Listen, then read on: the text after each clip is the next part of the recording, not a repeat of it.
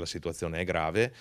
anche se andiamo a guardare le centraline non delle città capoluogo, che spesso sembra non esistano, in realtà ci sono anche quelle e danno dati preoccupanti, anche le centraline così definite rurali da ARPAV, cioè quelle che sono collocate in aree non densamente abitate. Essere sul podio questa volta non ha niente di meritevole, anzi, il Veneto è maglia nera per gli sforamenti di PM10. Da gennaio a marzo 2024 sono già 8 le città italiane fuori leggi per le polveri sottili, avendo superato il limite previsto per il PM10 di 35 giorni in un anno, con una media superiore a 50 microgrammi per metro cubo. A rivelarlo sono i dati sulla qualità dell'aria diffusi da Legambiente in occasione della giornata della Terra. La metà di queste 8 città sono venete. La prima è proprio Verona, con 44 giorni di sforamenti nei primi 91 giorni dell'anno, seguita da Vicenza con 41, Padova 39, all'ottava posizione Venezia con 36. Al limite c'è Treviso con 35 giorni di sforamento e Rovigo con 34, dunque si salva solo Belluno.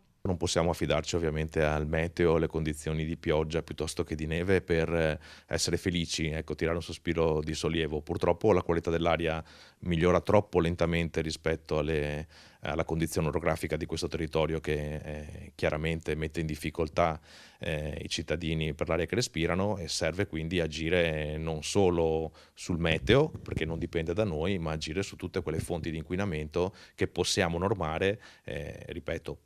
partendo dal traffico urbano, che ovviamente va ridotto, incentivando la mobilità ciclabile, le zone 30, le strade scolastiche, piuttosto che il trasporto locale, che deve essere supportato adeguatamente. A Venezia, Padova e Verona ci sono state anche giornate in cui lo sforamento ha raggiunto una quota doppia rispetto ai 50 microgrammi per metro cubo. Purtroppo è un miglioramento troppo lento, non possiamo cantar vittoria, insomma, se respiriamo molto meglio di 15, 20 anni fa, ma ancora non abbastanza bene da garantirci una riduzione degli impatti sanitari,